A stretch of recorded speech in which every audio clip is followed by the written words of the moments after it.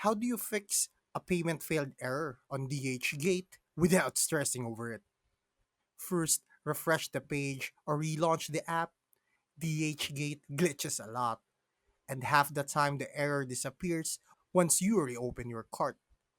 If you're using a card, double check that your bank hasn't flagged the transaction as suspicious.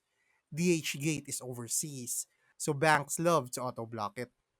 If that's the case, just approve the notification in your banking app or call them to allow international purchases.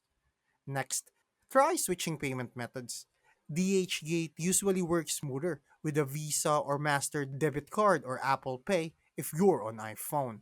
Also, make sure your billing address matches exactly with what your bank has on file. Even one wrong letter can trigger a failed payment. If your order has multiple items from different sellers, remove everything and check out one seller at a time.